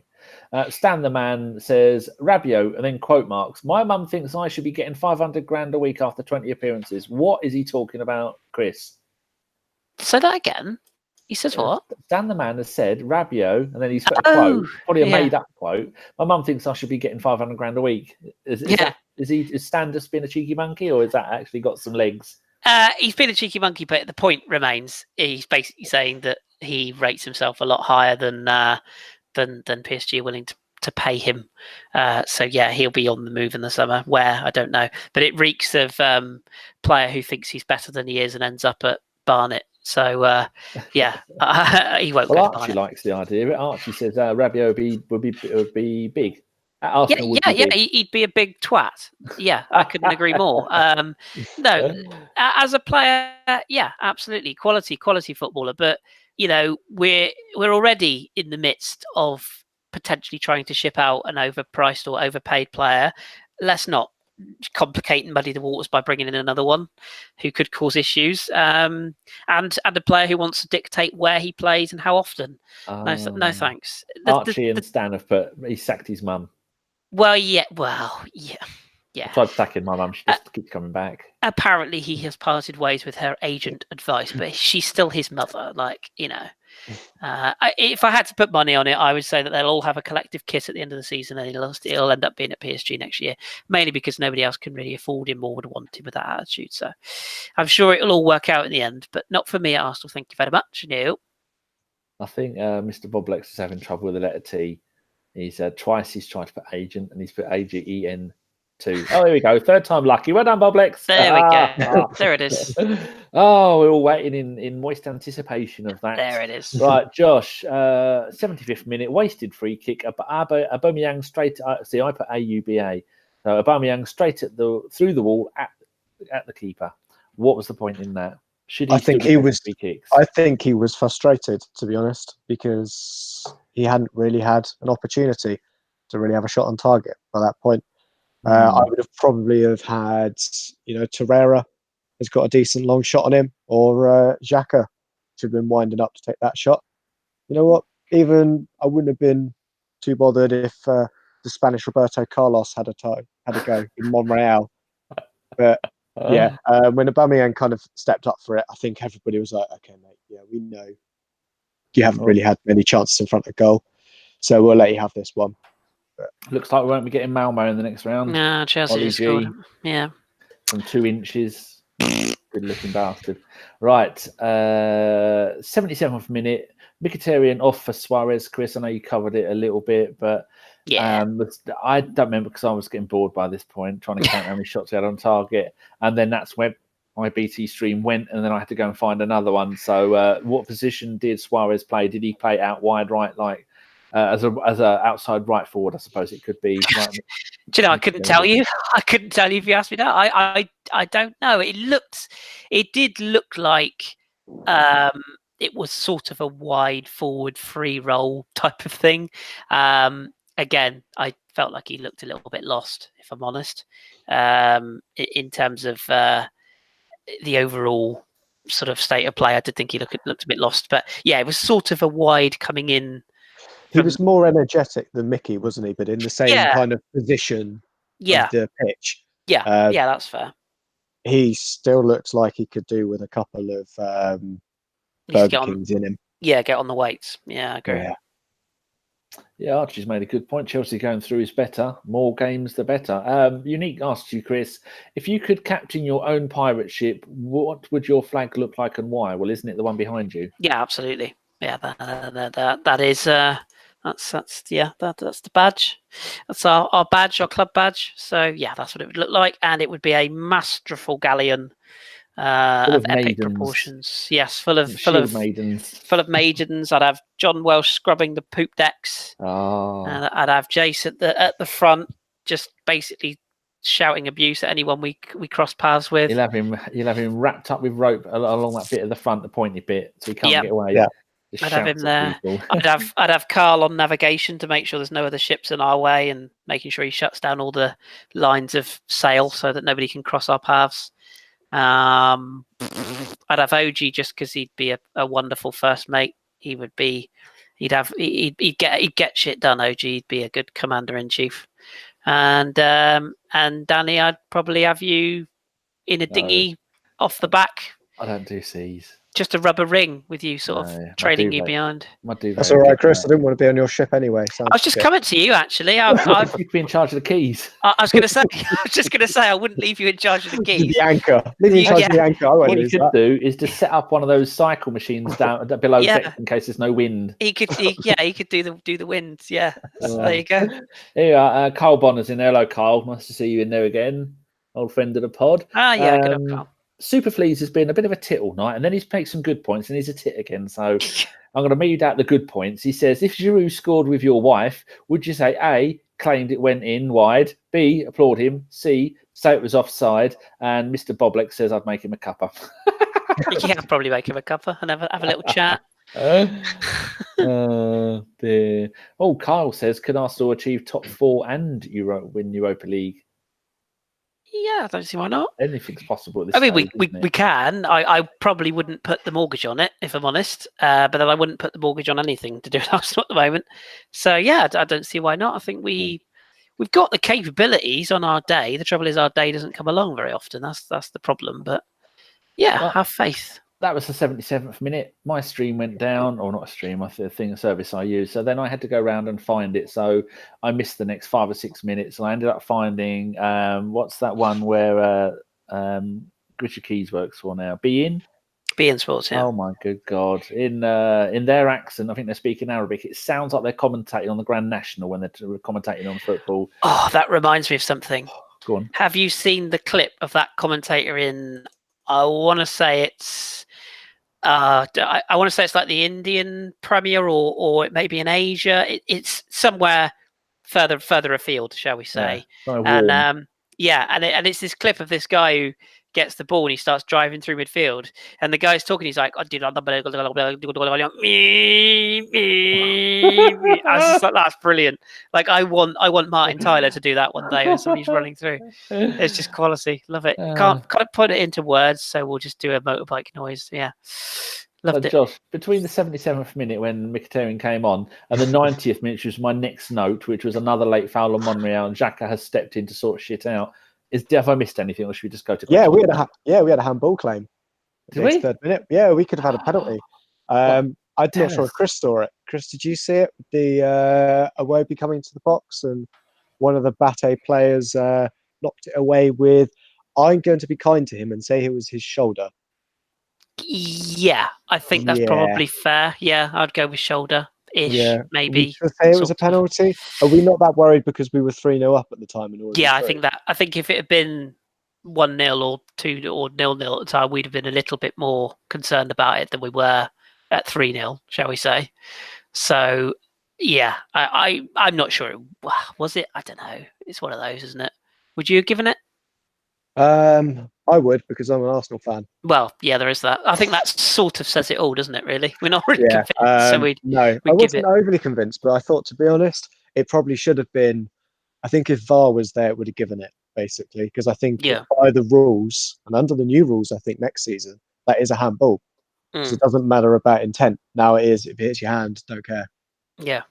That Michael rule is Hanneman's bizarre. Had a bit of a message. He says, we'll win the Europa League on penalties. Czech will play a blinder against Chelsea in a 0-0 draw, and we'll win on penalties with Czech saving 2 or 3 penalties in the final in his final appearance. That's if we got to the final, would you want Czech in goal or would you want Leno? I want Czech to take the final penalty. It's a difficult one, isn't it? I think you sort of have to stick with what you've got, but then we've had this in cup finals before, and we've stuck with the keeper that got us there, haven't we? So we probably would do that, I would imagine. Be interested to see what he did at Sevilla. One where we didn't we? Who was it? Yeah, we did change, didn't we? Was it Fabianski? And we dropped him for the final, and they left. Yeah, I think you're probably right. I think for the cup final, wasn't it? Yeah, that's a difficult one. That I don't know. I suppose with Czech retiring and stuff, I don't know. It's a difficult one, isn't it? Sentiment over trophies. Not sure about that. Depends who Chelsea's manager is at the time. Yeah, that's also very true. Because we all know that they'll probably end up in the final, don't we, boys and girls? I think Mr. Hollick is having trouble with his whiskey. We haven't found out what he's done yet, but he's been filling things up. Uh-oh. And, I can't guess what happened. Right. Oh, no. We should move on to questions. Who wants to do the questions out of you two? Oh, Josh can do them if he wants. There you go. We can't have many, surely. I'm going to sit back and dream of sausages. I had 2 today. 2 Oh, and 3. well, let's go with the questions. I'm going to have to go from when I came back. So if there are any questions in there before, Danny, What's the first question that you've got? The first I can one see 8:45. So let's start with Matt L. Roberts. And it was And I'll cut it and I'll paste it from you. yeah, stick it at the bottom, and then I'll work my way down. So from Matt L. Roberts, let's go to Chris for this one. Would you rather have a have a 6 o'clock kickoff? Yeah, a 6 o'clock kickoff to avoid clashing with Chelsea fans, or clash with Chelsea fans for an 8 o'clock kickoff? Oh, clash with them. Fuck them. We'll win anyway. No, in all seriousness, I'm not a fan of the early kickoffs. It's a pain in the ass. Atmosphere's poor. Attendance is poor. We're a bigger club than Chelsea, so we should have got the later kickoff. End of story. Oh, I went there. Yeah, so I'm not a fan. Don't like them. Okay. Next one from Pete Coulson. Danny, you need to put on your tinfoil hat for this one because it's a conspiracy theory. I've got my Alex Jones branded one. Excellent. Was Mr. Wenger's comments on long contracts him trying to distance himself from his part in the huge Ozil contract, or was he taking the proverbial? What was his comments? I know that he did. He's done a couple of interviews, hasn't he? And he had his blue. Was it at the Laureus Awards? Yeah, that's the one. What did he say? Give me the gist. What did he say? There was the one about how if you give a player a long contract, which is worth a lot of money, they might become complacent or comfortable in their position within the club and may not be as hungry. As in, that's why he only gave the likes of Pires and Gilberto and 1-year contracts. Yeah. Well, they did do really well, didn't they? And carry on playing well. And then none of them sulked. None of them went, "Oh, thank you very much for the 5-year deal. Right, I'll see you in 4 years." So maybe he has a point. Or maybe he was trying to say it wasn't down to him, but we all know it was down to him. But you can't win because if you don't give them the big money, you risk losing them to a club. So I mean, you sometimes it's a bit of a leap of faith, isn't it? I think it's a bit simplistic to say just don't give it to them because then they just sod off to Man City, don't they? So yeah, I mean, there's no right or wrong answer to that. I think you just got to take a punt on, who you think is the right option to spend your money on. I guess. Sorry to be simplistic, but that's how I see it. It's all right. Makes a change, Chris. Doesn't it? It turns out that David filled up his glass, drank the whiskey, and then filled it up again, and then drank it again, and went, "Oh shit, I've already done this once. I may sleep tonight." Go on, Dave. Add some honey to that as well. I haven't even had my dinner yet, so talk of drink. I just mine. Question for you, Danny, from AJ. Lichtsteiner, Maitland-Niles, or Jenkinson, what order would you put them in terms of best choice for a right back? Jenkinson first. Lichtsteiner has looked okay in the last few games that he's played, though. So maybe it's a case of Lichtsteiner can't play consecutive games. So maybe alternate between Lichtsteiner and Jenkinson, only because I love Maitland-Niles to play out wide. That's where he's best. And when you've got him on one wing and you've got Iwobi on the other wing, those two have got electric pace. And someone's giving us some money. Yeah, guys. It's Marky249 from Twitter. Lots of love. Hasn't Marky249 been on with us? Right, I'm going to go and check that. You would know. He's given us £2. I know we have had a Mark on there. Yes, so cheers, Mark.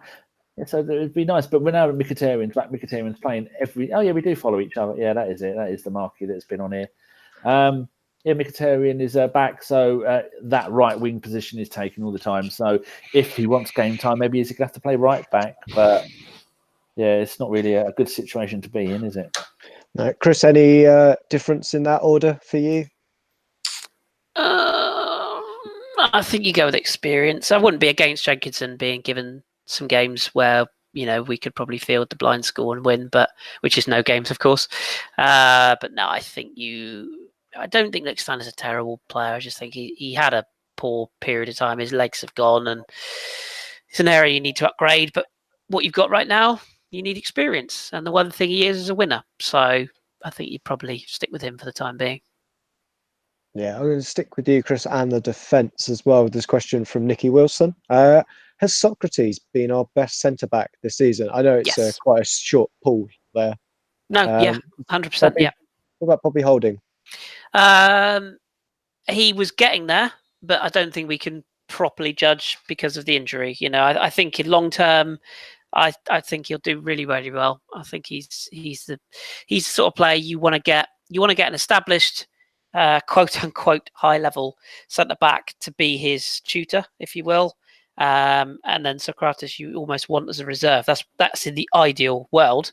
But no, I think he's been a really, really good signing. I know a lot of people were worried about how he would perform, how he would adjust to this level. No, I think he's been great, and he's clearly a leader. He's an organizer, and I love him to bits. So yeah, I think he's been more than our best defender this season so far. Yep. Nice. Danny, question for you from Stan the Man. People often forget that Alex Ferguson finished 11th in his first season and Klopp finished 6th. Does Unai deserve more time with what he's been given? Yeah, not at Arsenal, because Arsenal fans want everything. We want it now, and we want it for free. We're like a 6-year-old child at somebody else's birthday party. We want everything, even though it's not ours, and we're not going to allowed to have it. He should be given 2 seasons before anybody starts moaning. But you know what it's like? Everybody wanted Wenger out. Emery's had 5 minutes. What? We haven't won the league after the first 3 games of the season. He needs firing. Shut up, you fucktards. Let's see. Sorry. No, I was just going to say, let's see what the reaction is from Liverpool fans when they win nothing again this season. Let's see what excuses they pull out for Klopp again, because he was at it last night, wasn't he? Or the Bayern Munich game. Oh well, I think it's a good result for Liverpool. I think it's it's the ideal result for us. Bullshit. You were at home. You should have won the game, and you didn't. And you're making excuses because your club is ultimately going to Tottenham it. That's the truth of the matter. So let's not throw stones in glass houses a little bit. If Pep Guardiola doesn't win the Champions League, is that a failure? Technically, yes, because that's what they brought him in for. But it's all relative. But I agree with you, Danny. Our fans are not the best. Yeah, not all, but the ones with the biggest mouths are the ones you should listen to the least. Yeah, it's quiet ones. The sort of fans that slag off a manager and then pose for selfies with him. Those sort of fans. Yeah, those ones.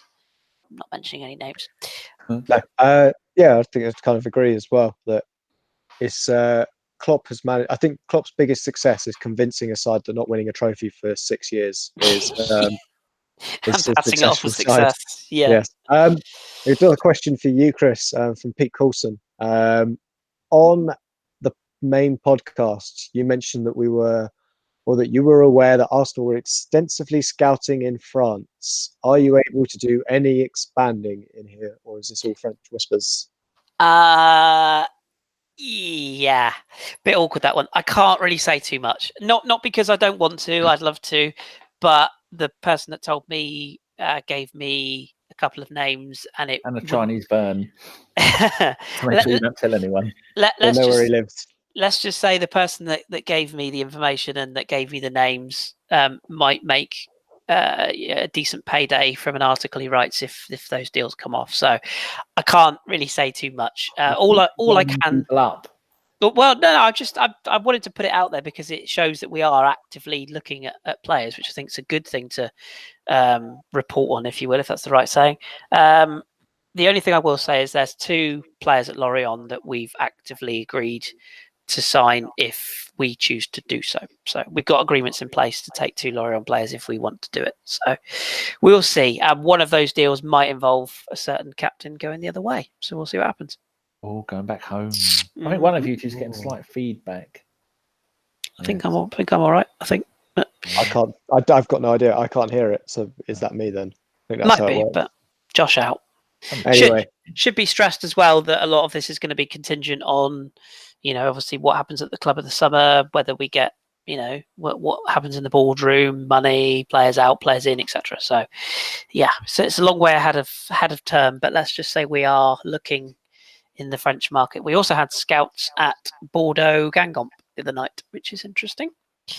So you heard it here first, guys. We're not just looking in Dortmund anymore now that Sven's gone. Yeah. We're now looking in France for players that we won't actually just sign. Outside of the yellow half of Gelsenkirchen. We have moved further. I did find it quite funny that the Lille manager was talking up Nicolas Pepe and saying that clubs who play in red who might be looking for a wide forward who could provide goals will be interested in the summer. And I thought, well, that pretty much puts about 8 different clubs at the front of the queue, but we won't. I don't think we'll be able to afford a player like that. Sadly, he'll do well at Monaco next season. Yeah. In Ligue 2. Question for you, Danny, from Grant Wilburn. What is the Denis Suarez? And why did we put one on the field today? What is a Denis Suarez? Yeah, I think it's like a small mosquito that plays football. It's a small dig, is what it is. I don't know. Yeah, I think he's maybe possibly saying, why have we got him? What is his job? What is the point of him? No, he didn't understand. I was talking to our mate Drew, and he said he's not better than any of the players that we've got. We don't need reinforcing in the position that he plays in. Bit of a pointless move. But I think it was it's a little bit like when you go to Tesco's on its Christmas Eve, you just have whatever's available because you know you might need it. It sort of smacked of he was the one we could do, so we might as well do it type of, didn't it? A little bit. I think it was also a case of having a guy that Emery knew. Yeah. So worst comes to worst, he couldn't get his ideas over in the next, couple of weeks. At least he knew there was a guy that knew what he was about, was easy to mould. Yeah. I think that's probably why we've seen, as you say, Guendouzi break through, because it's been easy to mould. The rest of those players in that central midfielder, all mid-20s. Yeah, and it's early days. I mean, this is a lad who's been with the club 2 weeks. I mean, it's early days, isn't it? I'm not writing him off. I'm just saying that based upon what I see so far, he looks very much like new player, new country, nowhere near settled, and is a little bit lightweight. But it's we said the same about Robert Perez, didn't we? And that didn't turn out too bad. So give him time. Let him find his feet. He probably hasn't even got a house in London yet, let alone a bloody, comfort in his teammates, and they're still learning about how he plays. So give him time. Sure, he'll be fine. Yeah, absolutely. Before we go to the last question, because I don't think we've done enough of these, should probably do a bit of a tappy. I can't do a Welsh accent, even though from everybody that is associated to the pod, apart from Jace and maybe David, I grew up closest to Wales. I could just do a nice polite one. Thank you to who's that who's just donated. It's going too fast. A nice I'll go for it. Yeah. I was just going to say, thanks donated. Everybody. You're the nicest. But you could be extra nice and give us a little thumbs up. If you want to give us a thumbs down, you can. No, Jason's not that's here. That's why I cut my arms at night. Rock side to side. Because they grow back. They grow back as ham. Shatlift249. Yes, they do indeed. He's given us a donation, didn't he? That was Mark who I know. Oh, is it? Oh, sorry. I've only just seen it. My stream's a bit behind. Apologies. Yeah. Well, anyway. Basically, tappy, you buggers. No, in all seriousness, guys, thank you for tuning in to watch us prattle on about a game that was probably going to be forgotten in about an hour's time. But if you would be so nice as to give us a thumbs up, let's see if we can hit 100 likes before we go off air. We're at 82 at the moment, so let's see if we can get that to 100. Just a nice round number, that'd be lovely. Oh, also, you've only got like a few, not hours, a few days to get onto the giveaway. The Twitter sphere. We've actually put a deadline on it this time, because I'd only mentioned it after everyone put the video out. So what happens when you don't consult someone whose job is a project manager? Might mention you need a deadline on these things. Anyway, you have until basically the final whistle at Southampton to retweet, subscribe to us on Twitter, is it? And YouTube. Just follow us on every channel we've got. Go to put it in the chat box now. There you go. That's the link. You can go there. Danny. Retweet and favourite it, or do the same on Facebook, and we'll take all the people that have done that, and then we're going to give the shirt away. And we'll filter out all the people we don't like, plus some people we like, or the ones like us who have had to retweet it for getting it out there. And yeah, we'll draw a Santi Cazorla shirt. And from what I've heard, it still smells of his eau de toilette. Still smells of his sweaty balls. Oh, no, that's his shorts. Sorry. No, you still got those, Chris, haven't you? Yeah, I still, they're under the pillow. Sniff them every night before you go Yep. to sleep. Anyway, final question from Unique79. I could only finish on a positive one. Yay. Danny, why can't we fill the Emirates Stadium for our league matches? Or Late sorry, for matches? our Europa League matches. Oh, because no one gives a fuck. And the time. Yeah, and Look at where our stadium is. You know. You try driving to that place in the middle of London at what's it, a 5:55 or 5 kickoff, so virtually 6 o'clock kickoff. I'd have to leave here at about 3. I'd get to London by about 4:30, and then I spend the next hour and a half going 1 mile an hour, fearing for my life driving through North London. And then you got to deal with Carl messing about with all the tubes, which he inevitably will do, so he gets his blood money. Your train's not getting to anywhere on time. You'll end up in Inverness. Yeah, it's called the 5 payment. It's just the lackluster thing. When they get to it wouldn't get this in the semi-final or the quarter-final. People just don't care if you're not playing against a decent team. Then people that's just it. Think, I can't be bothered. Level of opposition, isn't it as well? Yeah. If we were playing Atletico Madrid tonight, it would have been full, I think. Oh yeah. And they would have they probably would have moved the fixture so that we were playing the later game. Yeah, Chris. Before we go, do you want to run through the available options for the next draw and perhaps who we would like to see? Yeah, we've got 10 minutes left in most of these games, so we've got a pretty good idea now. I do just want to say, by the way, Krasnodar, who I'm currently watching play Bayer Leverkusen as well as Rennes playing Betis, they've got a player called Campos Vanderson. What a great name that is. That's fantastic. Anyway, yes. So last night Sevilla dumped Lazio out. So that's one of the racist teams gone. That's always a good thing. Dynamo Zagreb have beaten Victoria Pilsen 3-0, so they're through. Salzburg have crushed Bruges 4-0, so they're through. Napoli beat Zurich 2-0, so they're through. I think that's 5-1 on aggregate. Eintracht Frankfurt, who I quite correctly predicted were a good side. They smashed Shakhtar Donetsk 4-1 tonight. That's a hell of a result, by the way, because I think on aggregate that puts them through. I think 7-1 on aggregate, if I'm not mistaken. Let me just have a look here. I think there was Desmond in the first round, wasn't it? Oh, is it Desmond? 6-3 on aggregate. 6-3 on aggregate. Yeah. So that's a shellacking, by the way. So they're through. Also, obviously, through. We've also got Inter Milan 2-0 up on Rapid Vienna, so they're through. Leverkusen Krasnodar is 0-0 at the moment on the first leg. I don't know who won the first leg. Looks like Rennes are having a lovely old time in Betis. 3-3 from the first leg. Rennes 2-1 up from the first leg, so that'd be awesome. Leverkusen actually was 0-0 first leg, so that's still up for grabs, that one. Olympiacos Kiev 2-2 from the first leg. Dynamo Kiev 1-0 up, so it looks like they're going through. Benfica 0, Galatasaray 0. I'm watching that one on the TV. That's still 0-0. So as it stands, Benfica are through.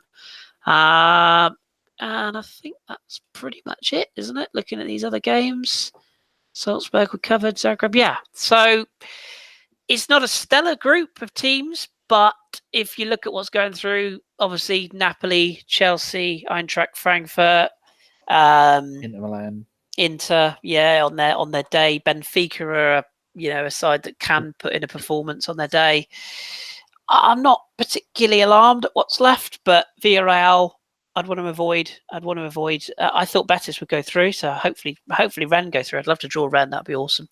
But yeah, and I think Dynamo Kiev look like they're heading through. You don't really want to go there, do you, for an away trip? But you have to beat some of the best sides at some point. So no team really scares me, but I wouldn't really want Napoli or Chelsea at this stage, or at any stage really, if we could avoid it. How about maybe Emery's old team, Valencia, with or Sevilla. Yeah, Valencia through. Yeah, Cock is there.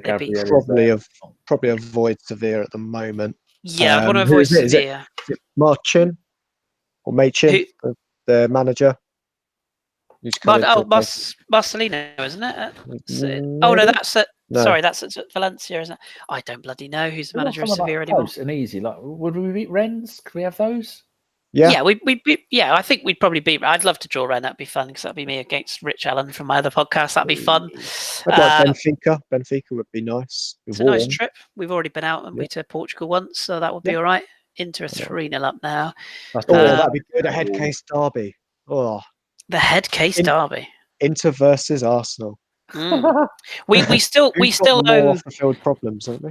We still owe them for Obafemi Martins and Andy van der Meijden, if you can remember that far back.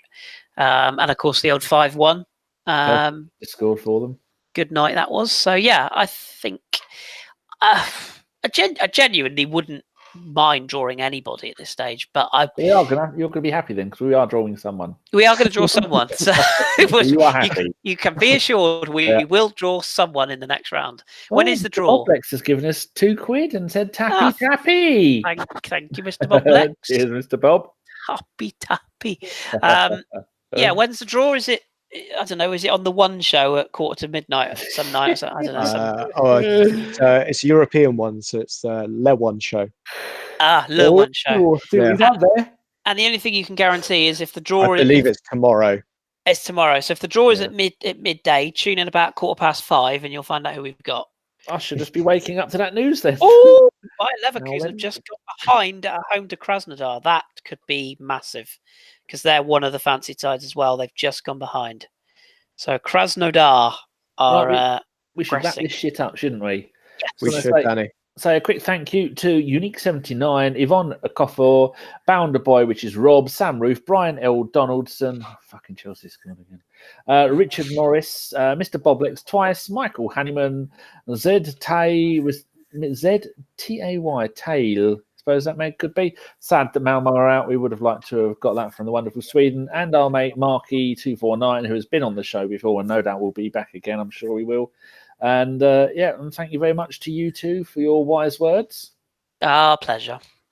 It's been a while, but it's been much appreciated. I don't want to see anybody being mean to Chris in the comments, and he doesn't have to change his name to mine. So no, be mean. It's all part of the fun. Not everybody agrees with everybody, but I love you all genuinely. And Danny said at the start of the show, this was an idea that myself, Danny, and Jace. All of the crew had an input. I'm not saying everyone's shit, but no, we got together, didn't we, Danny? Us three, and said what would be a good idea.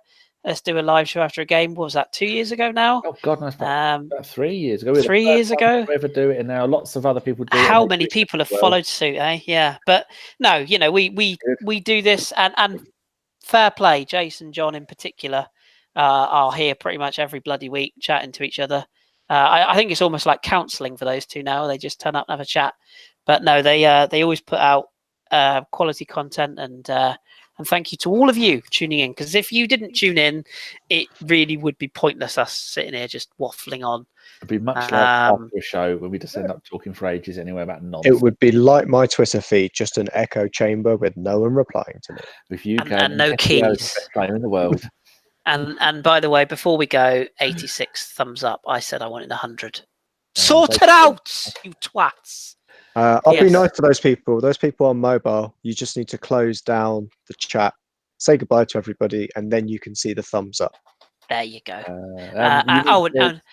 And if anybody's got Galatasaray just scored in Benfica, that means they could be going through on away goals. Oh, it's been ruled out for offside. No, scrap that. Take that away. Unique 79 says quick predictions for Southampton. They won their last game. They beat Leicester 2-1 at Leicester, and then they beat Everton 2-1 at their place. And the two games before that, 1-1 at home to Palace, and they drew 1-1 away to Burnley. So they're quite an informed team, aren't they? So what do you reckon? They're coming to ours? It'll be a tough one, won't it? It will. Sunday, was it 5 minutes past 2 on Sunday? Yeah, it's the Hipsters Derby, isn't it, that one? Yes. Ross versus us, yeah. Be a tough one, that, because Saints are, I wouldn't say they're on the up, but they're much improved, I think, based upon what they used to be. So, yeah, and it's us, isn't it? So, It's our bogey team. Don't take it for granted. And let's hope for Man City demolish Chelsea, and hopefully Man United demolish Liverpool. Well, Lacazette's going to be back and playing up front, and maybe Ramsey and Ozil pulling some strings. Mkhitaryan doing wonders on one wing and Iwobi on the other. It'll probably end up 1-0, but I'm going to go a 3-1 to Arsenal. Good times. So, yeah. Make a prediction? I think, no, we'll concede 2-1. Oh. I can't see us keeping another back-to-back clean sheets. I think the world will fucking fall off its axis if that happens. So, yeah. 5-2 to the Arsenal. The only thing you can guarantee is that Shane Long will score his first goal in 658 years against us. And then Charlie Austin will come Charlie off Austin will put one in off his arse in the 89th minute. Yeah, more than likely. And then go off injured. Yeah. Right. Thank you very much, gentlemen. Thank you very much to the listeners. We have been a Bergkamp Wonderland ABW Live. We will be back on Sunday with Jason and I think John and possibly some others on there. Yeah, the podcast we did last night is now out on iTunes and Spotify and SoundCloud and Acast and all those other wonderful places. If you have liked it, give us a thumbs up and possibly a subscribe. If you haven't liked it, we have been a Jason Davis Wonderland. Nanu, you cheeky monkeys. We shall see you later. Take care. Carpenter.